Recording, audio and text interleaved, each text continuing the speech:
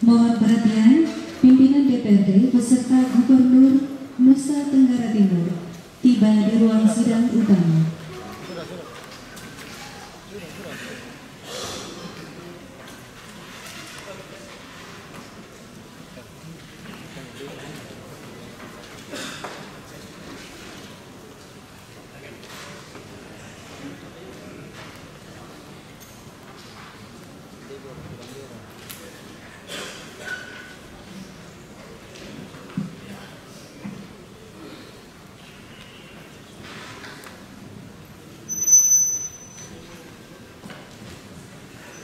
Rapat paripurna ke-23 pada masa persidangan 2 Dewan Perwakilan Rakyat Daerah Provinsi Nusa Tenggara Timur tahun sidang 2024-2025 dimulai.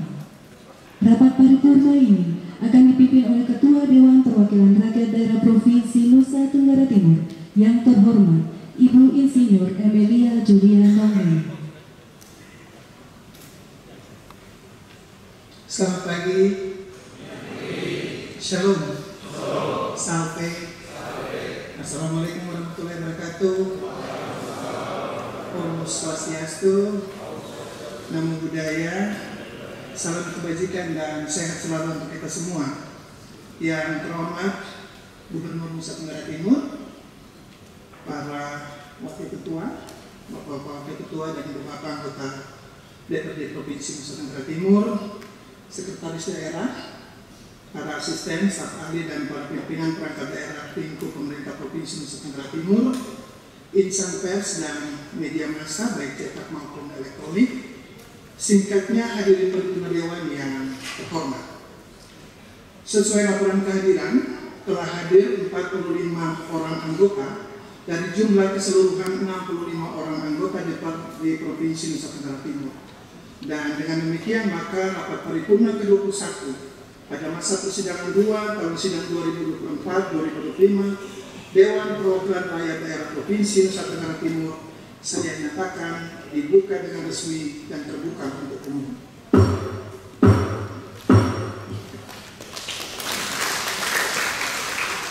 Paripurna Dewan yang terhormat, agenda rapat paripurna hari ini terdiri dari 1. Penyampaian laporan panitia kerja terhadap laporan keterangan pertanggungjawaban Gubernur Nusa Tenggara Timur tahun anggaran 2024. 2. Pembahasan dan penetapan keputusan Dewan Perwakilan Rakyat Daerah Provinsi Nusa Tenggara Timur tentang rekomendasi Dewan Perwakilan Rakyat Daerah Provinsi Nusa Tenggara Timur terhadap laporan keterangan pertanggungjawaban Gubernur Nusa Tenggara Timur tahun anggaran 2024. 3. Penyerahan rekomendasi Dewan Perwakilan Rakyat Daerah Provinsi Nusa Tenggara Timur terhadap laporan keterangan pertanggungjawaban Gubernur Nusa Tenggara Timur tahun anggaran 2024. 4. Penandatanganan berita acara penyerahan rekomendasi Dewan Perwakilan Rakyat Daerah Provinsi Nusa Tenggara Timur terhadap laporan keterangan pertanggungjawaban Gubernur Nusa Tenggara Timur tahun anggaran 2024. Dan yang kelima, penyerahan laporan reses Dewan Perwakilan Rakyat Daerah Provinsi Nusa Tenggara Timur masa sidang 2 tahun sidang 2024-2025. Sebelum masuk pada agenda sebagaimana dimaksud, perlu saya tanyakan apakah materi rapat sudah diterima oleh Ibu Bapak anggota yang terhormat? Terima kasih. Dan kita akan masuk pada acara pertama, yaitu penyampaian laporan panitia kerja laporan keterangan pertanggungjawaban Gubernur Nusa Tenggara Timur tahun anggaran 2024 kepada panitia kerja. Disilakan.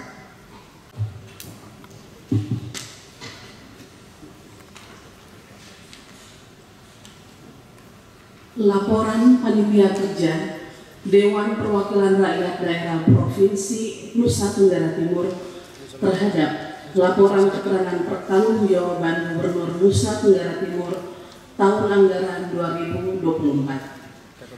Selamat pagi. Shalom. Salve. Assalamualaikum warahmatullahi wabarakatuh. Om Swastiastu. Namo Buddhaya. Salam kebajikan. Yang kami hormati Gubernur dan Wakil Gubernur Nusa Tenggara Timur, Ketua dan Wakil Ketua beserta seluruh anggota DPRD Nusa Tenggara Timur, Sekretaris Daerah, para asisten, staf ahli, dan para pimpinan perangkat daerah lingkup pemerintah Provinsi Nusa Tenggara Timur, pimpinan instansi vertikal, tim pakar DPRD Nusa Tenggara Timur, insan pers, baik cetak maupun elektronik, singkatnya, hadirin paripurna DPRD NTT yang terhormat. Pertama-tama kami patut panjatkan puji syukur dan terima kasih kehadirat Tuhan Yang Maha Esa karena telah memberi hikmat dan kekuatan kepada seluruh pimpinan dan anggota panitia kerja Panja DPRD NTT sehingga dapat menyelesaikan tugas, menganalisis dan memberi rekomendasi atas laporan keterangan pertanggungjawaban LKPJ Gubernur NTT tahun 2024. Selanjutnya, Panja memberi apresiasi terhadap Gubernur dan Wakil Gubernur NTT serta seluruh jajarannya yang telah bekerja keras menyiapkan dan menyampaikan LKPJ Gubernur NTT tahun 2024 kepada DPRD NTT untuk dibahas. Peraturan Pemerintah Nomor 13 Tahun 2019 tentang laporan dan evaluasi penyelenggaraan pemerintah daerah yang kemudian dijabarkan melalui Peraturan Menteri Dalam Negeri Permendagri Nomor 19 Tahun 2024 mewajibkan Gubernur menyampaikan laporan keterangan pertanggungjawaban LKPJ kepada Dewan Perwakilan Rakyat Daerah. LKPJ yang dimaksud memuat hasil penyelenggaraan urusan pemerintahan yang menyangkut pertanggungjawaban kinerja yang dilaksanakan oleh pemerintah daerah selama 1 tahun anggaran. Panja DPRD NTT telah berusaha membaca dan memahami dengan baik LKPJ Gubernur NTT tahun 2024 dan menyimpulkan bahwa LKPJ Gubernur NTT tahun 2024 dari segi sistematika telah sesuai dengan ketentuan dalam Permendagri Nomor 19 Tahun 2024. Namun demikian, dari segi substansi, LKPJ Gubernur NTT hanya menggambarkan hasil penyelenggaraan urusan pemerintahan yang menjadi kewenangan daerah, tetapi tidak memberi gambaran tingkat pencapaian tujuan dan sasaran berdasarkan prioritas pembangunan daerah yang menjadi inti dari rencana kerja pembangunan daerah pada tahun berkenan. Menurut Panja DPRD NTT, informasi tingkat pencapaian tujuan dan sasaran pembangunan berdasarkan prioritas pembangunan daerah dalam tahun berkenan sangatlah penting karena memberi gambaran tentang kemajuan-kemajuan yang telah dan belum dicapai berdasarkan rencana RKPD yang telah diletakkan. Karena itu, direkomendasikan agar dalam LKPJ Gubernur NTT tahun berikutnya, informasi tentang tingkat pencapaian tujuan dan sasaran pembangunan berdasarkan prioritas pembangunan daerah dalam tahun berkenan perlu disajikan pada bagian awal penyampaian hasil penyelenggaraan urusan pemerintahan daerah yang menjadi kewenangan pemerintah Provinsi NTT, sehingga dapat dianalisis lebih lanjut sejauh mana keterkaitan penyelenggaraan urusan pemerintahan daerah yang menjadi kewenangan pemerintah Provinsi NTT dengan tingkat pencapaian prioritas pembangunan daerah. Selanjutnya, berdasarkan hasil analisis Panja DPRD NTT tentang tingkat pencapaian tujuan dan sasaran prioritas pembangunan daerah tahun 2024 dapat disampaikan kesimpulan dan rekomendasi sebagai berikut. 1. Prioritas pembangunan daerah 1. Fokus pada pembangunan ekonomi dan peningkatan kesejahteraan masyarakat yang berkeadilan sosial dengan tujuan mewujudkan masyarakat yang mandiri, makmur, sejahtera, dan berkeadilan sosial. Tujuan ini belum tercapai dengan baik. Paling kurang terdapat 2 sasaran yang perlu mendapat perhatian, yaitu pertumbuhan ekonomi dan kemiskinan. A. Pertumbuhan ekonomi NTT tahun 2024 sebesar 3,73%, lebih rendah dari target 4,55% sampai 5,35%. Beberapa faktor penyebab produktivitas atau pertumbuhan ekonomi yang rendah adalah rendahnya produktivitas tenaga kerja, penciptaan nilai tambah yang terbatas, terbatasnya investasi dan penyebaran yang terbatas pada sektor strategis pengolahan, dukungan dan konsolidasi kelembagaan ekonomi UMKM yang belum memadai. Untuk itu, Panja menyampaikan rekomendasi sebagai berikut. 1. Diperlukan upaya peningkatan produktivitas tenaga kerja melalui pendidikan non-formal dan pendampingan jangka pendek dan pendidikan vokasi jangka menengah atau panjang. Untuk itu diperlukan roadmap peningkatan produktivitas tenaga kerja sebagai patokan. 2. Sektor pencipta nilai tambah pengolahan berbasis potensi ekonomi hijau dan biru perlu mendapat perhatian melalui pemantapan pelaksanaan program hilirisasi. 3. Investasi diarahkan pada sektor pencipta nilai tambah pengolahan untuk mendukung pemantapan dan keberlanjutan program hilirisasi, termasuk penanganan secara terpadu dan cepat hambatan investasi karena persoalan tata ruang. 4.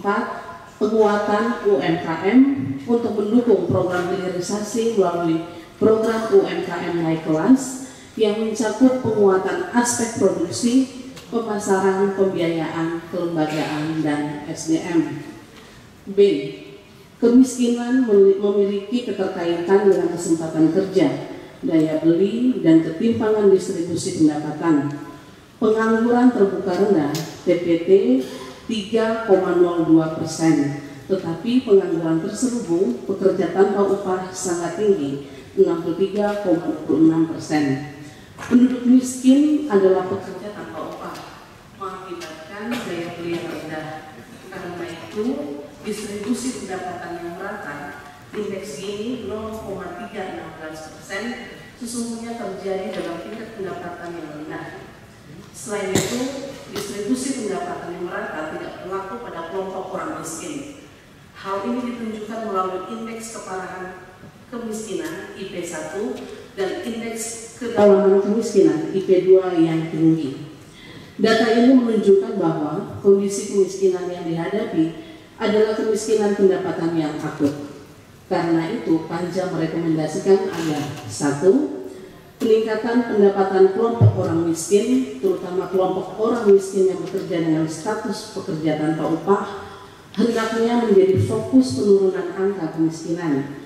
Untuk itu, pemanfaatan DTSEN, data tunggal sosial ekonomi nasional yang sedang dikembangkan saat ini sangat penting untuk mendapatkan data kelompok orang miskin by name by address di NTT sebagai sasaran program pengentasan kemiskinan.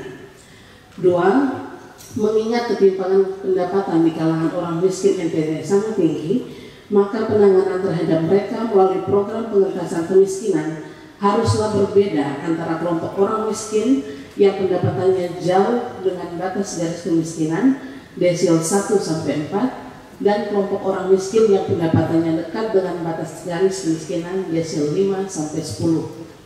3. Pelaksanaan program hilirisasi harus diarahkan untuk menjangkau orang miskin dengan status pekerjaan utama sebagai pekerja tanpa upah. Untuk itu, kepada mereka perlu dilakukan tindakan pemberdayaan untuk menyiapkan mereka mendapatkan manfaat ekonomis dari pelaksanaan program hilirisasi. 2. Prioritas pembangunan daerah 2. Fokus pada pembangunan kualitas SDM yang berdaya saing. Menurut Panja, kualitas SDM yang berdaya saing masih dibayangi persoalan stunting yang sangat tinggi. Prevalensi stunting NTT tahun 2024 berdasarkan laporan Dinas Kesehatan sebesar 17%, lebih tinggi dari target RKPD 2024 sebesar 12%. Sementara berdasarkan SKI sebesar 37,29% pada tahun 2023 dan ditargetkan pada tahun 2024 sebesar 35,50%. Patokan ke depan yang digunakan adalah prevalensi stunting menurut SKI.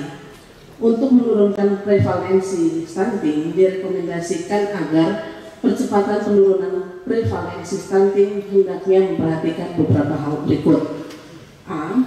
Fokus pada masa prakonsepsi sampai dengan 1000 hari pertama kehidupan atau sering dikenal dengan istilah 1000 hari pertama kehidupan HPK. B. Mengefektifkan kerja tim percepatan penurunan stunting TPPS untuk monitoring dan evaluasi. C. Perluasan intervensi spesifik dan sensitif secara konvergen, holistik, integratif, dan berkualitas. D. Memastikan tindakan pencegahan yang tepat pada pasangan usia produktif. 3. Prioritas pembangunan daerah 3. Fokus pada pembangunan infrastruktur yang berkelanjutan dengan memperhatikan aspek lingkungan hidup, kewilayahan, dan mitigasi bencana. Salah satu indikator sasaran yang penting, presentase panjang jalan provinsi dalam kondisi mantap ditargetkan 86,86% dan realisasi 74,76%. Artinya, tingkat kemantapan jalan belum terwujud dengan baik. Hasil analisis Panja DPRD NTT menunjukkan bahwa persoalan utama yang dihadapi adalah keterbatasan anggaran yang mengakibatkan A. Sepanjang tahun 2024 hanya direalisasi penanganan ruas jalan kategori rusak sedang dan rusak berat sepanjang 39,92 km. B. Sementara itu, alokasi anggaran pemeliharaan jalan kondisi mantap terbatas menyebabkan sejumlah ruang jalan dengan kondisi mantap mengalami penurunan. C.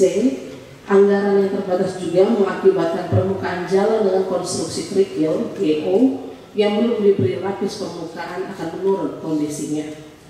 Untuk menyiasati keterbatasan anggaran, direkomendasikan agar segera disusun model atau fungsi alokasi anggaran peningkatan atau pemeliharaan kemantapan jalan dengan memperhitungkan skala prioritas untuk pemeliharaan rutin ruas jalan, kondisi baik dan sedang, rekonstruksi dan rehabilitasi jalan berupa pemeliharaan berkala dan rekonstruksi atau peningkatan jalan, serta pelapisan permukaan jalan dengan konstruksi kerikil GO. 4. Prioritas pembangunan daerah rapat. Fokus pada sasaran mewujudkan birokrasi yang berorientasi pelayanan, akuntabel, kompeten, harmonis, loyal, kolaboratif, dan adaptif. Sasaran tersebut belum sepenuhnya tercapai. Tata kelola pemerintahan yang berorientasi pelayanan, akuntabel, kompeten, harmonis, loyal, adaptif, dan kolaboratif belum terkonsolidasi dengan baik. Dari 7 indikator kinerja yang dinilai, 3 indikator sesuai atau melampaui target, opini BPK, indeks SPDE, dan tingkat keterbukaan informasi publik.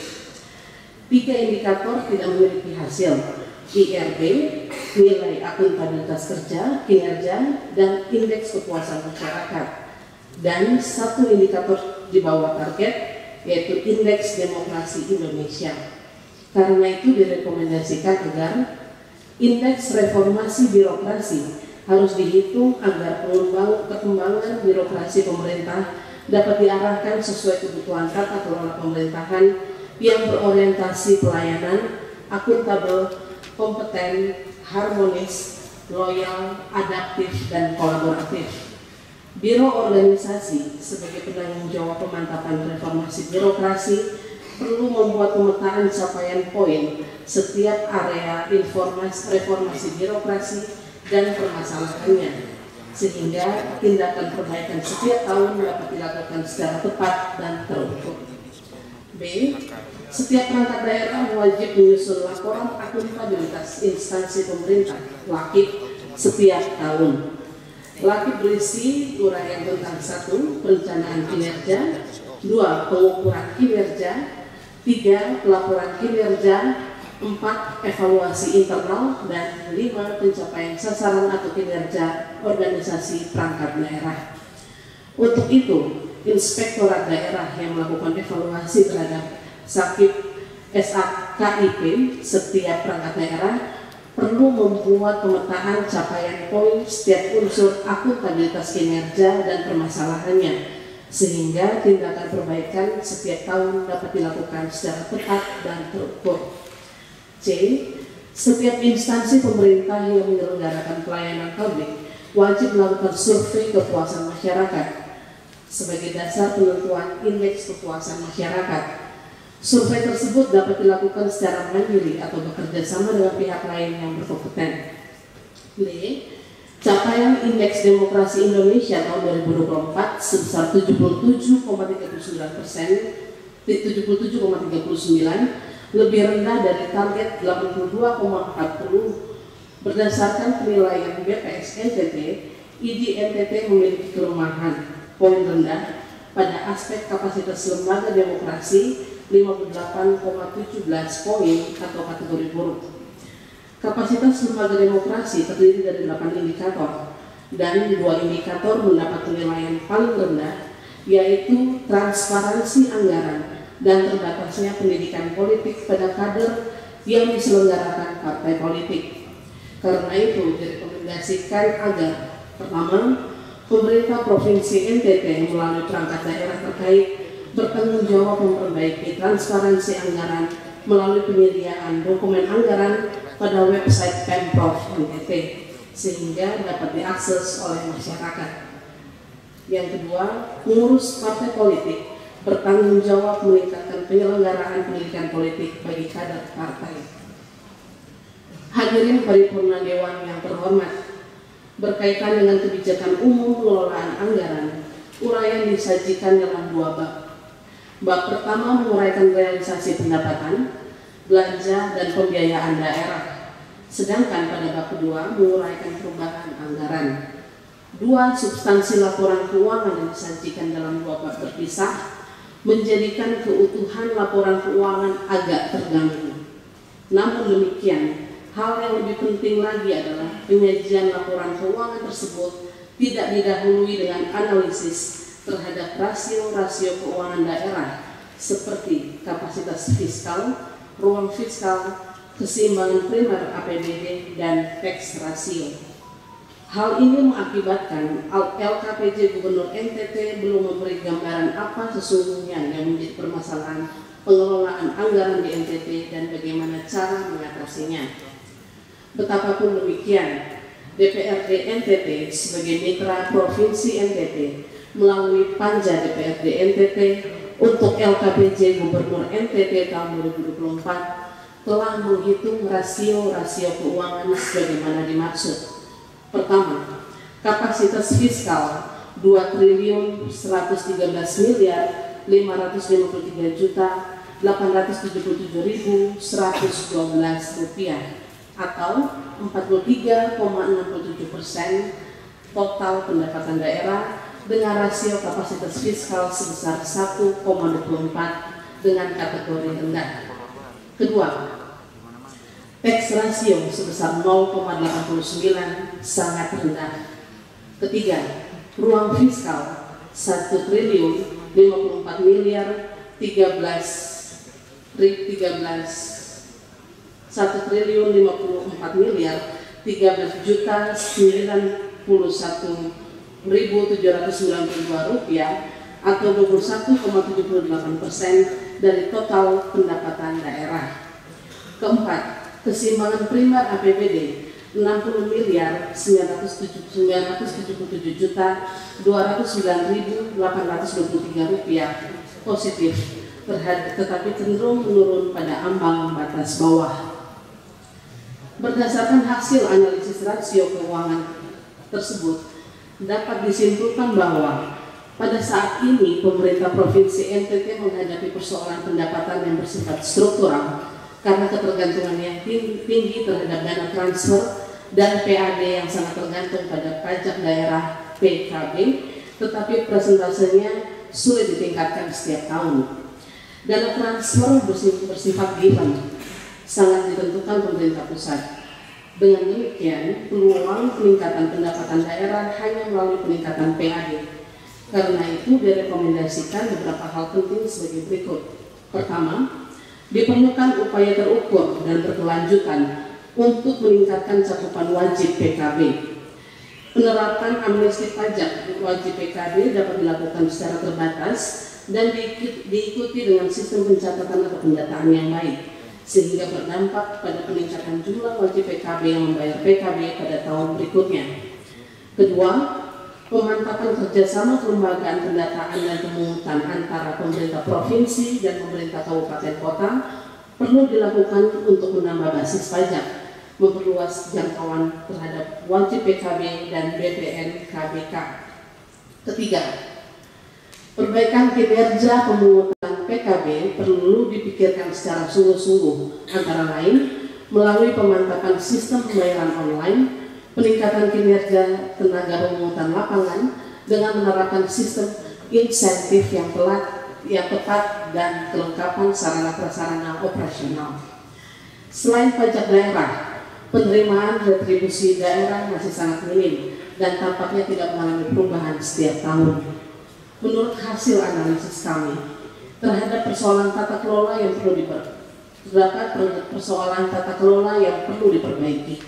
Karena itu direkomendasikan agar perbaikan tata kelola retribusi daerah dilakukan melalui peningkatan akuntabilitas pimpinan perangkat daerah pengelola retribusi daerah.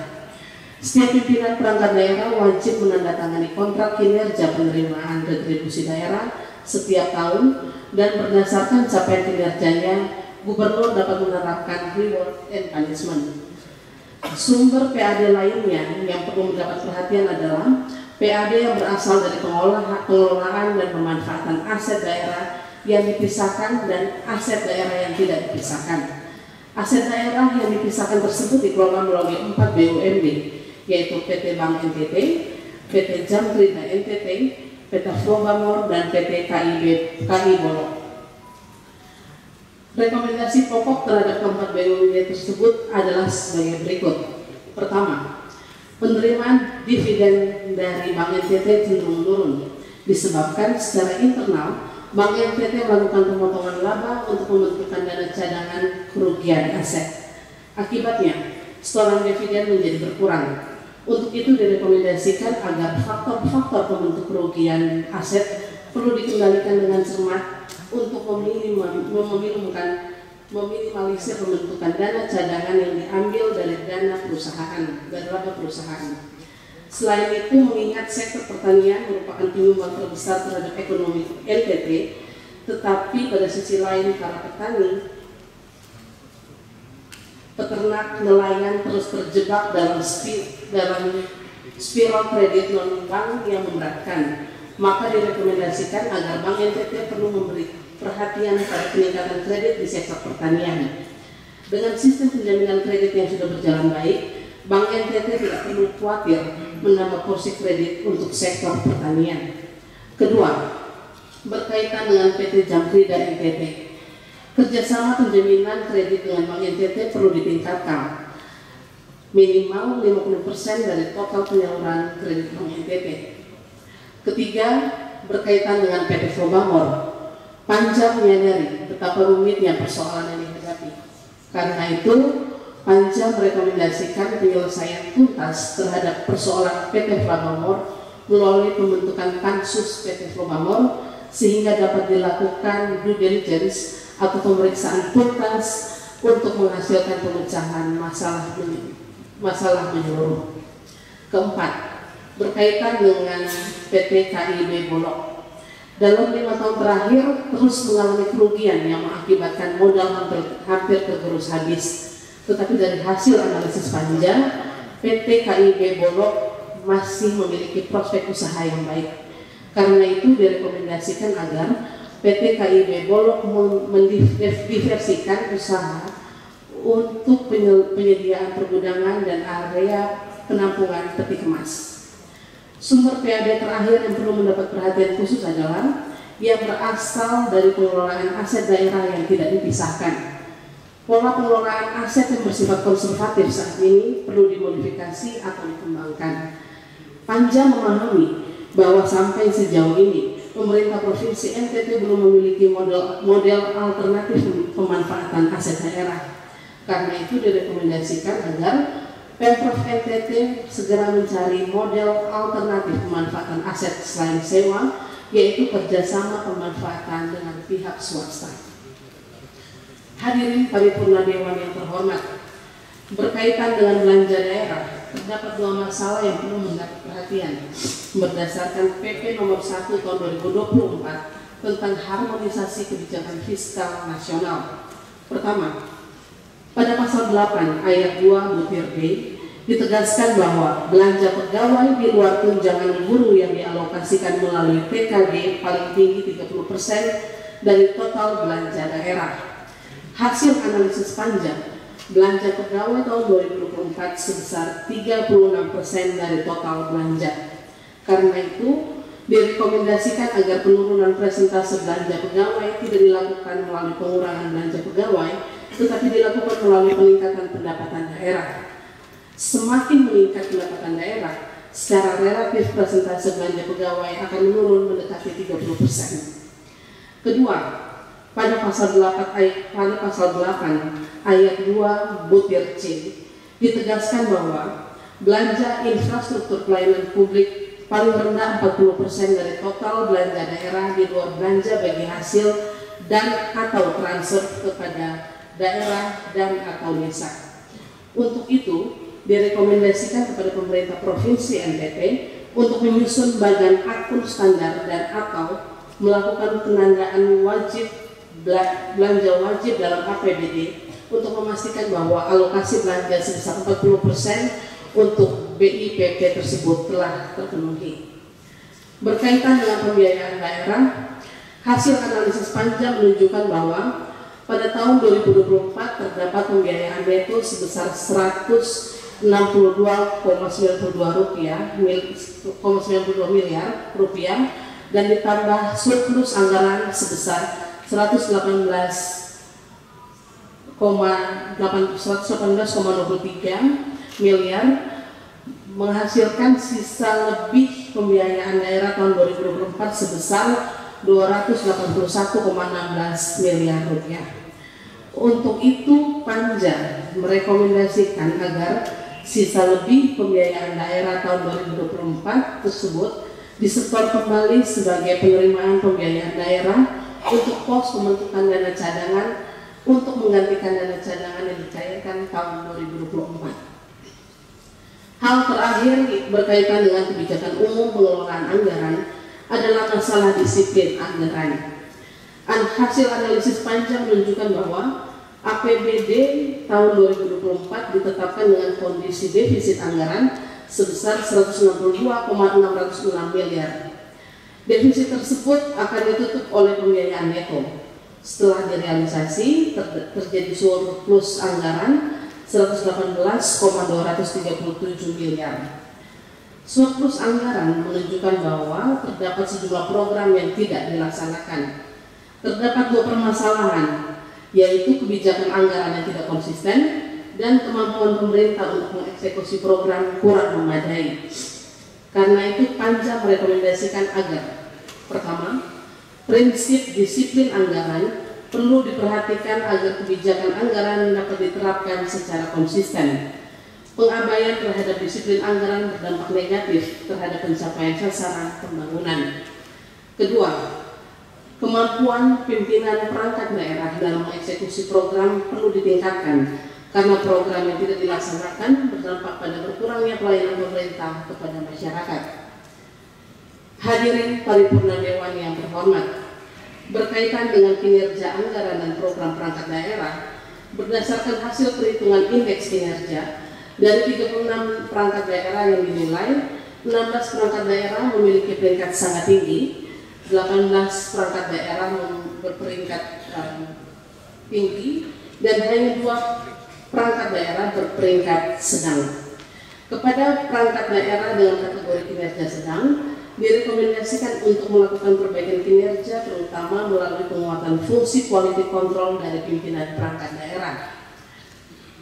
Berkaitan dengan penyelenggaraan urusan pemerintah daerah yang menjadi kewenangan pemerintah provinsi, rekomendasi teknis disampaikan secara lengkap dan terlampir pada laporan Panja. Pada kesempatan ini penting disampaikan beberapa temuan sebagai berikut. Pertama, Format yang digunakan pada sub bagian 3, 1 tentang capaian pelaksanaan program dan kegiatan tidak sesuai dengan format sebagaimana terlampir pada Permendagri nomor 19 tahun 2024. Perbedaan tersebut mengakibatkan output yang dihasilkan sejumlah kegiatan tidak bisa diketahui kontribusinya terhadap capaian indikator program atau outcome. Hal ini disebabkan kolom target yang seharusnya diisi dengan outcome dan kolom realisasi yang seharusnya diisi dengan output atau intermediate outcome tidak diisi dengan tepat berdasarkan dokumen RPD tahun berkenan 2024 dan RKPD 2024. Kedua, analisis kesesuaian antara kegiatan dengan target kinerja yang sudah ditetapkan dalam RPD tahun berkenan 2024 dan RKPD 2024 tidak dilaksanakan sebagaimana semestinya, sehingga hampir sebagian besar analisis kesesuaian tidak tepat. Misalnya, sub kegiatan, BIMTEK, pelatihan, dan atau magang atau PKL untuk peningkatan kapasitas bidang pendidikan seharusnya tidak sesuai dengan sasaran target kinerja program. Persentase APS penduduk usia 16-18 tahun tetapi disimpulkan sesuai.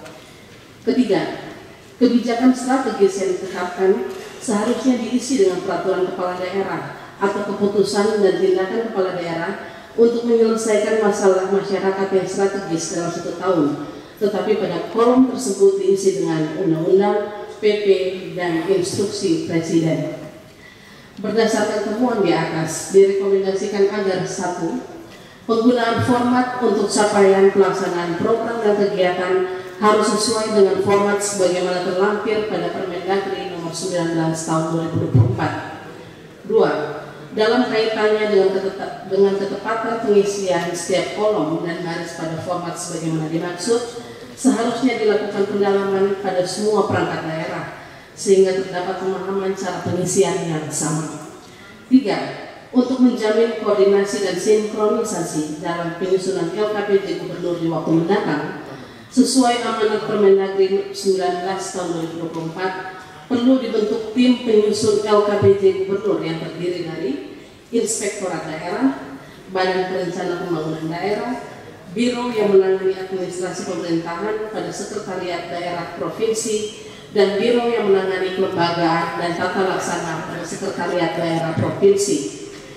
Berkaitan dengan pelaksanaan tugas pembantuan, dapat disampaikan bahwa pada tahun anggaran 2024 terdapat 5 perangkat daerah yang menerima tugas pembantuan dari pemerintah pusat, yaitu Dinas Pertanian dan Ketahanan Pangan 4 tugas pembantuan, Dinas Peternakan 2 tugas pembantuan, Dinas Pekerjaan Umum dan Perumahan Rakyat 1 tugas pembantuan, Dinas Koperasi dan UKM 1 tugas pembantuan, Dinas Kelautan dan Perikanan 6 tugas pembantuan. Semua perangkat daerah telah melaporkan pelaksanaan tugas pembantuan secara lengkap terkait realisasi anggaran, pelaksanaan program, kegiatan dan capaiannya, serta permasalahan dan hambatan.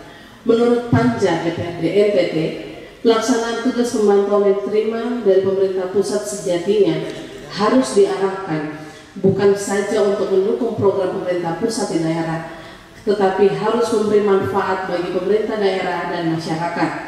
Karena itu direkomendasikan agar: pertama, perangkat daerah yang menerima tugas pembantuan wajib mensinergikan dengan program pemerintah daerah sehingga alokasi anggaran melalui APBD dapat dilakukan secara optimal.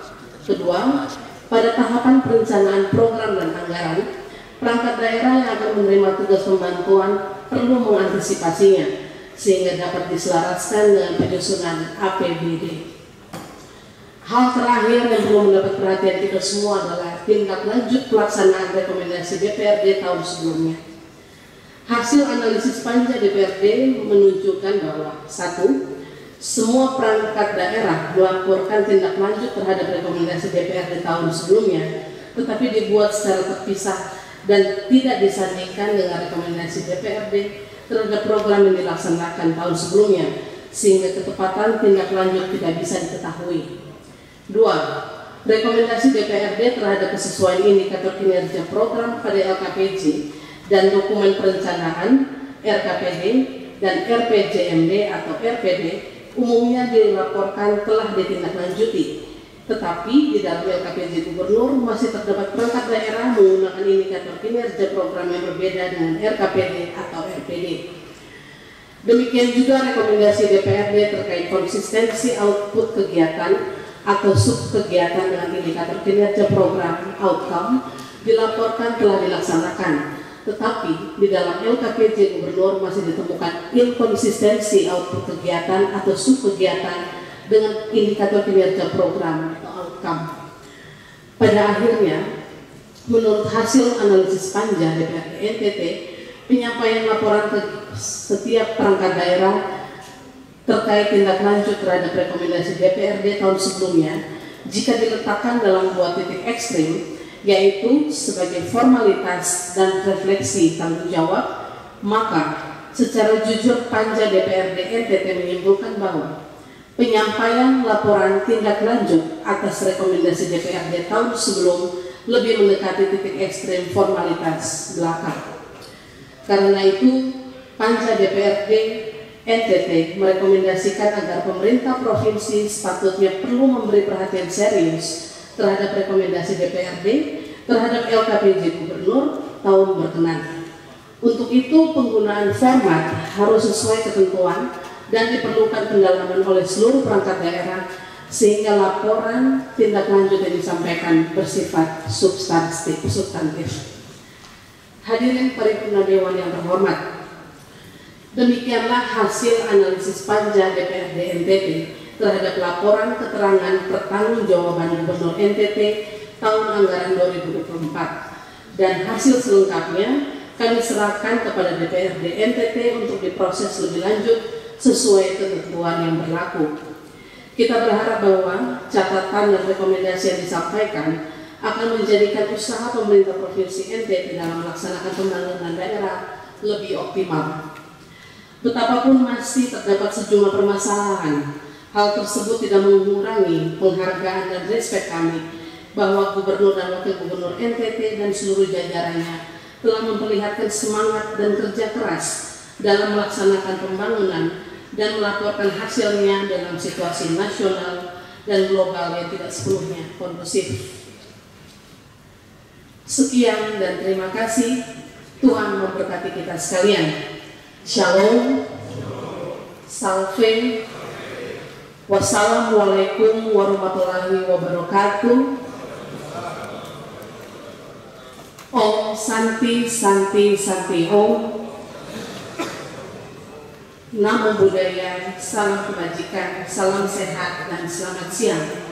Kupang, 5 Mei 2025, Panja LKPJ Gubernur NTT tahun anggaran 2024, Dewan Perwakilan Rakyat Provinsi Nusa Tenggara Timur, Ketua Dr. Ince D.P. Sayuna, SH, MH, MKN, ditandatangani. Terima kasih.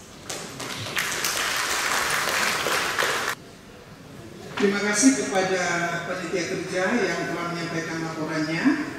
Paripurna Dewan yang terhormat, kita akan lanjut pada acara kedua, yakni pembahasan dan penetapan keputusan Dewan Perwakilan Rakyat Daerah Provinsi Nusa Tenggara Timur tentang rekomendasi Dewan Perwakilan Rakyat Daerah Provinsi Nusa Tenggara Timur terhadap laporan keterangan pertanggungjawaban Gubernur Nusa Tenggara Timur tahun anggaran 2024. Mekanisme pembahasan dimulai dari membahas judul, considerance, diktum, dan lampiran. Apakah disetujui? Terima kasih. Terhadap judul, apakah dapat disetujui? Terima kasih. Selanjutnya terhadap considerance secara keseluruhan, apakah disetujui? Interupsi pimpinan saya. Baik, silakan yang terhormat Bapak Ansor. Terima kasih pimpinan saya.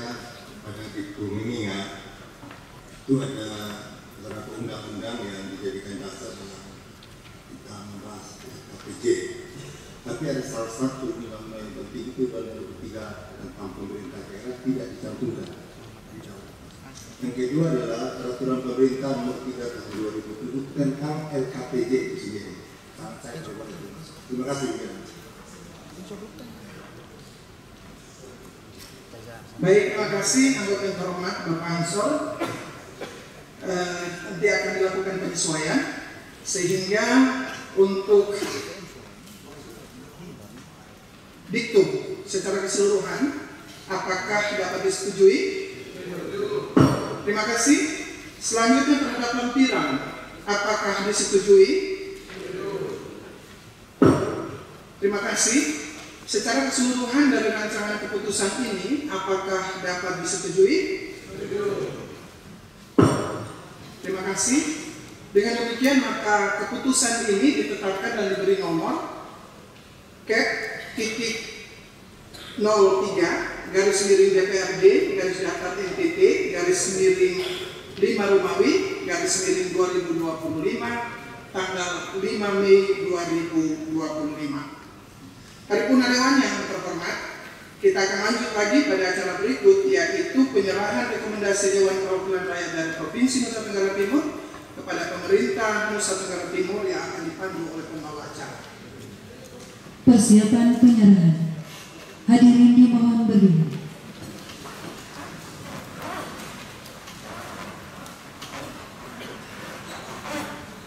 Penyerahan rekomendasi Dewan Perwakilan Rakyat Daerah Provinsi Nusa Tenggara Timur terhadap laporan keterangan pertanggungjawaban Gubernur Nusa Tenggara Timur tahun anggaran 2024 oleh pimpinan Dewan Perwakilan Rakyat Daerah Provinsi Nusa Tenggara Timur kepada Gubernur Nusa Tenggara Timur.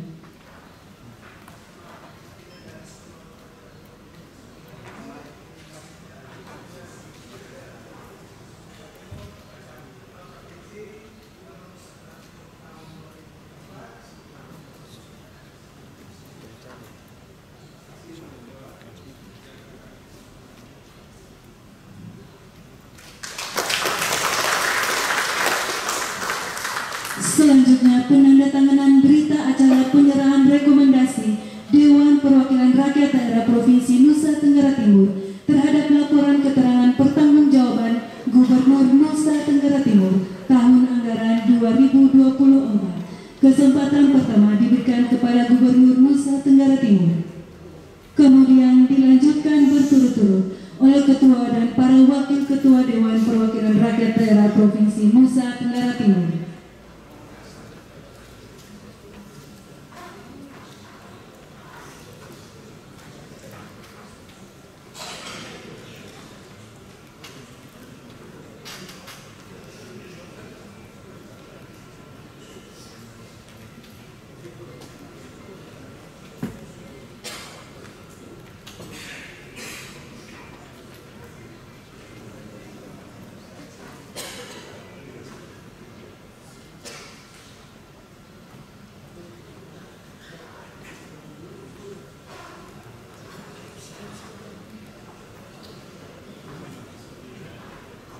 Penandatanganan selesai, hadirin disilakan duduk kembali.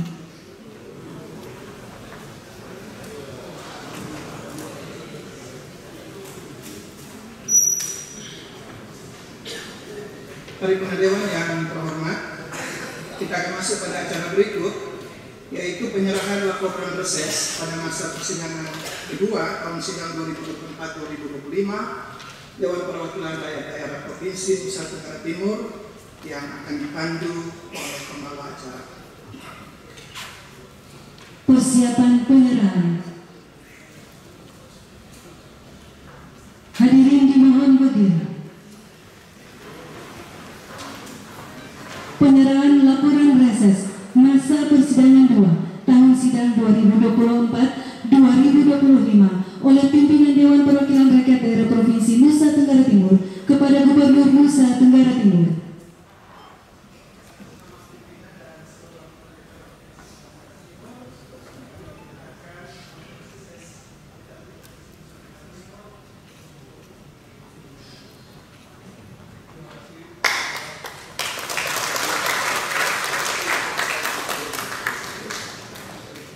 Hadirin disilakan duduk kembali.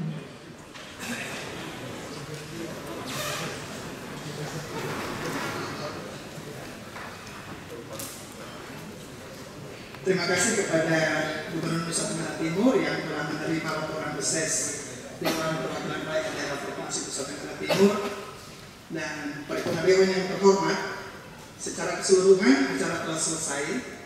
Untuk itu rapat paripurna ini dapat kita akhiri. Sebelum menutup rapat paripurna ini, perlu kami sampaikan bahwa setelah rapat paripurna ini akan dilanjutkan dengan rapat paripurna ke-24 pada masa persidangan 2 tahun sidang 2024-2025 Dewan Perwakilan Rakyat Daerah Provinsi Nusa Tenggara Timur dengan agenda penutupan masa persidangan kedua tahun sidang 2024-2025 dan pembukaan masa persidangan ketiga tahun sidang 2024-2025. Akhirnya dengan mengucap syukur kehadirat Tuhan Yang Maha Esa dan terima kasih atas kehadiran Ibu Bapak sekalian dalam rapat paripurna ini, maka rapat paripurna ke-23 pada masa persidangan kedua. Interupsi. Silakan anggota terhormat Bapak Eva Pigar.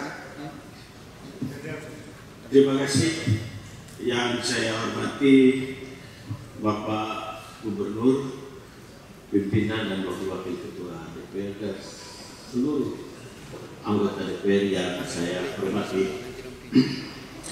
Saya ingin menyampaikan beberapa hal berkaitan dengan pergantian antar waktu anggota DPRD Hanura di Kabupaten TPS.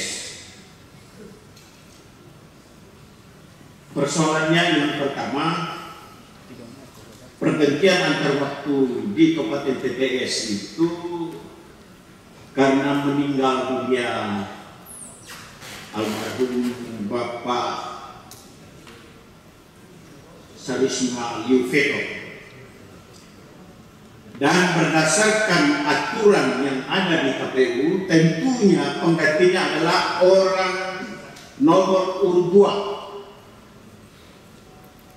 2 dan sesuai petunjuk dari Biro Pemerintahan ya, agar pada bulan Februari itu KPUD TPS telah melengkapi seluruh dokumen persyaratan dan penyampaian kepada DPRD TPS serta pemerintah daerah Kabupaten TPS.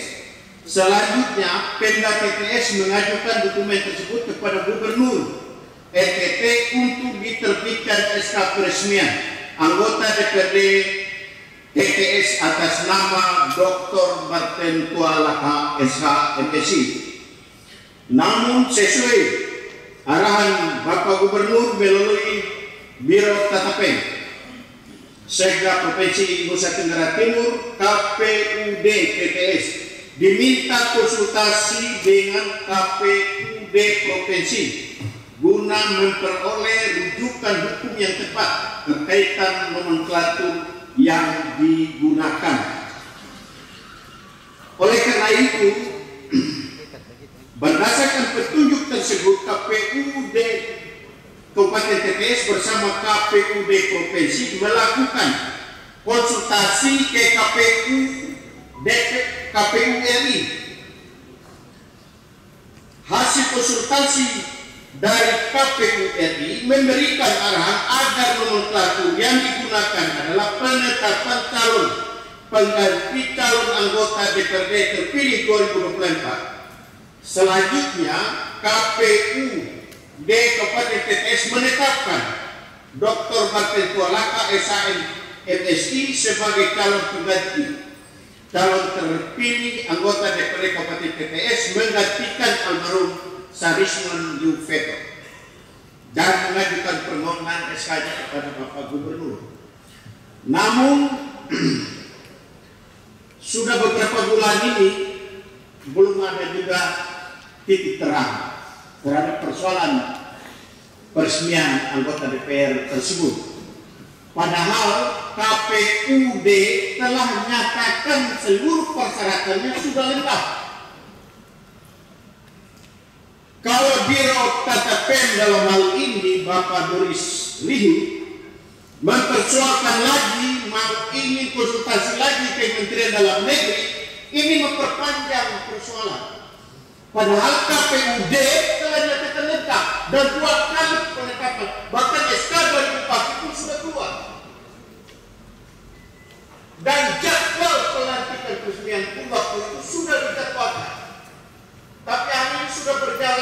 sudah hampir 3 bulan, ya.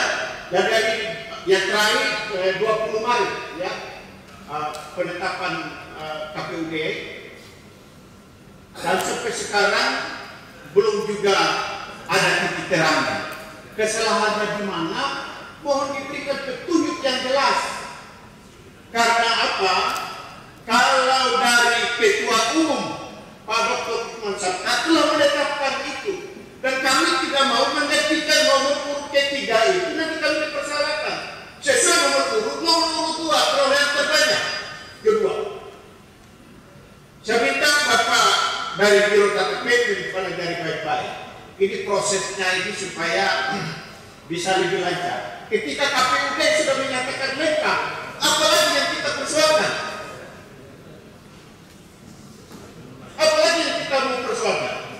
Kita ini jangan lagi melecehkan kita, kami partai kecil, ya.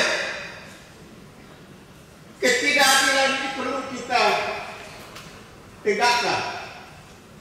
Tidak perlu kita takut mengejar kebenaran, supaya kita jangan dipermainkan terus. Kalau KPUD menyatakan tidak lengkap, saya mengerti. Kalau KPUD sudah menyatakan lengkap, KPU RI pun menyatakan itu sudah lengkap. Bahkan Pak Usman Sabta sebagai Ketua Umum mengundang DPR RI, KPU RI.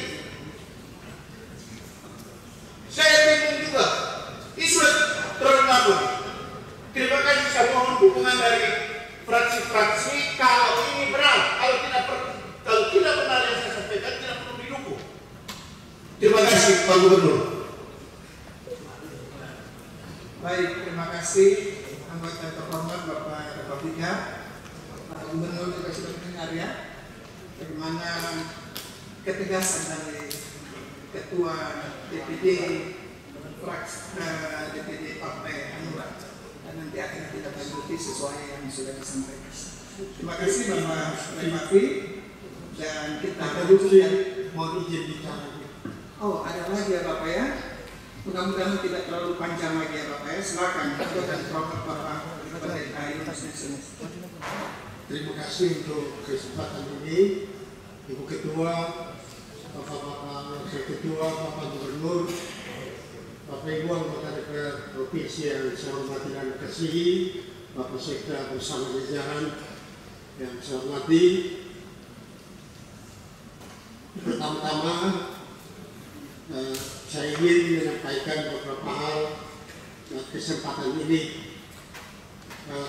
Yang pertama, atas nama masyarakat Amphoan, saya ingin menyampaikan terima kasih pada Bapak Gubernur yang pada masa lalu sebagai anggota DPR RI telah memperjuangkan sebuah rumah sakit Pratama untuk masyarakat Amphoan, yang dimana Bapak waktu itu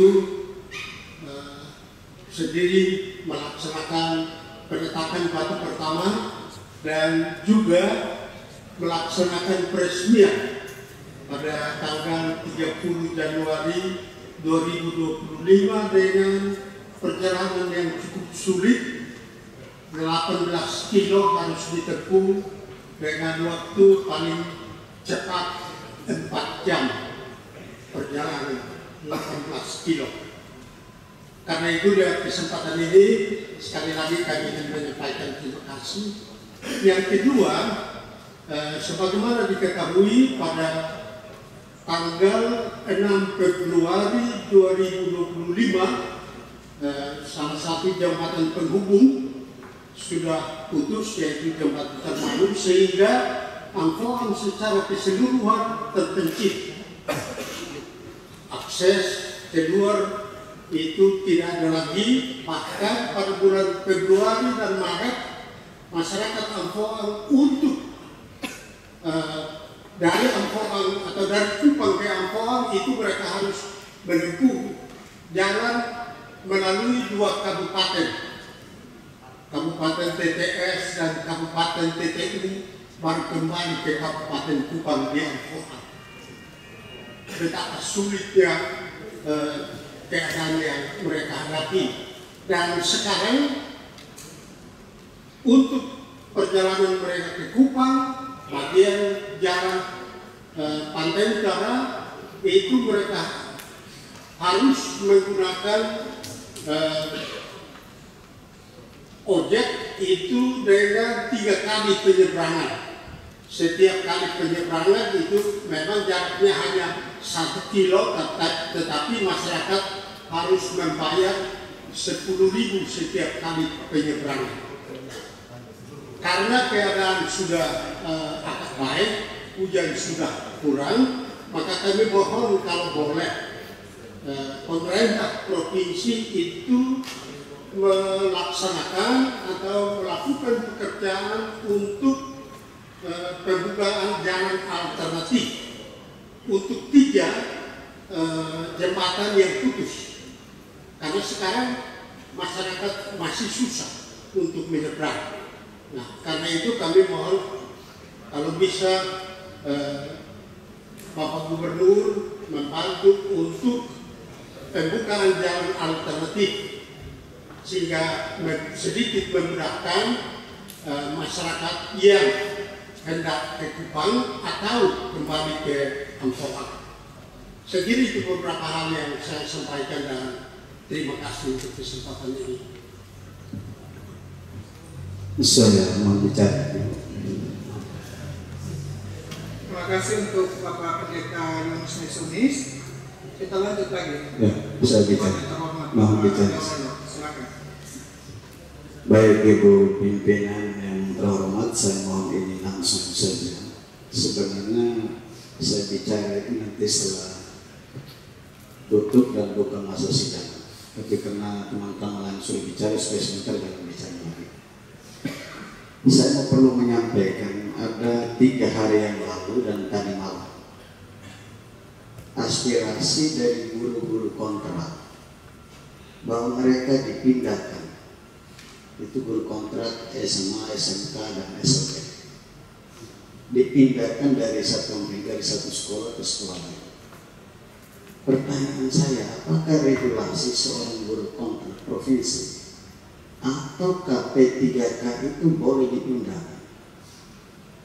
Kalau memang itu tidak dibolehkan, saya dapat informasi dari hasil konsultasi Komisi 1 DPRD NTT tidak diperbolehkan dari Menpan RB.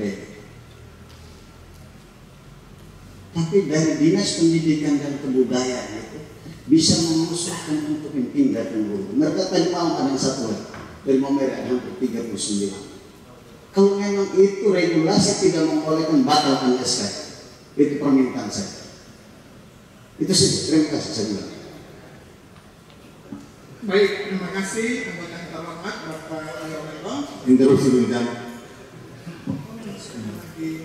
Terima kasih pimpinan. Saya melihat 2 kali paripurna ini banyak aspirasi-aspirasi dapil yang kita bawa ke ruang paripurna. Dan itu tidak salah menurut saya.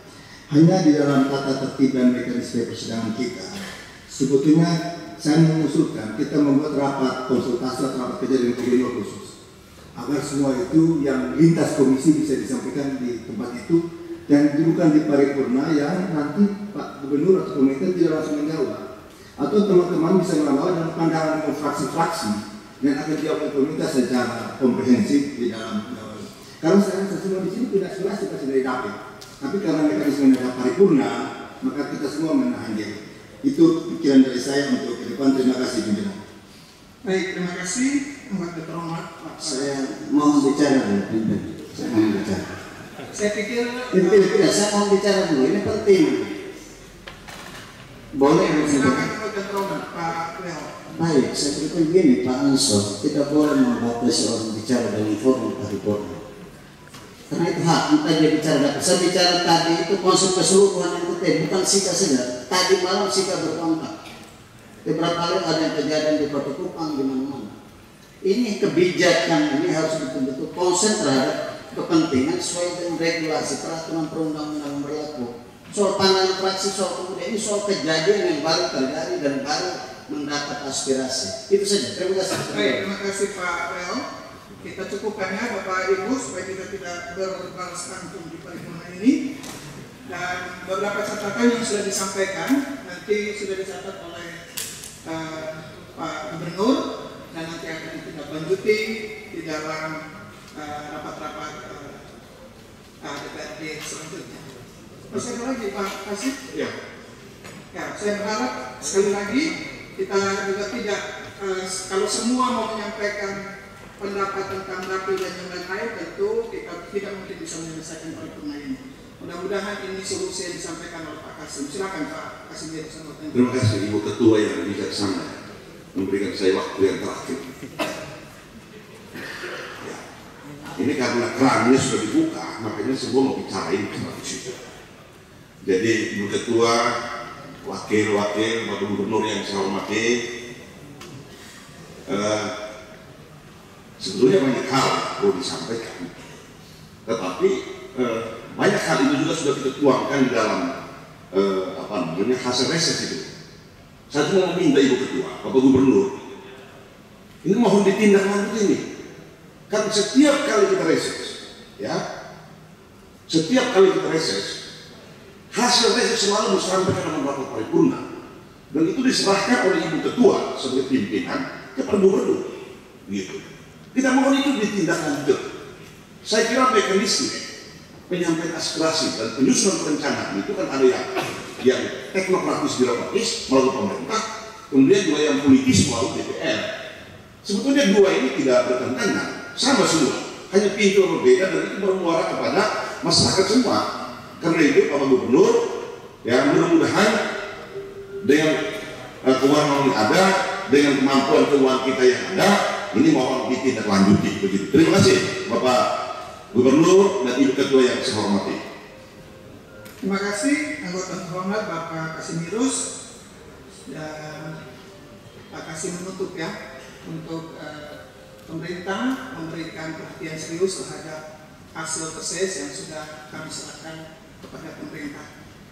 Paripurna Dewan yang terhormat, akhirnya sekali lagi dengan mengucap syukur kehadiran Tuhan Yang Maha Esa dan terima kasih untuk kehadiran Ibu Bapak dalam rapat paripurna ini, maka rapat paripurna ke-23 pada masa persidangan kedua tahun sidang 2024-2025 saya nyatakan ditutup dengan resmi.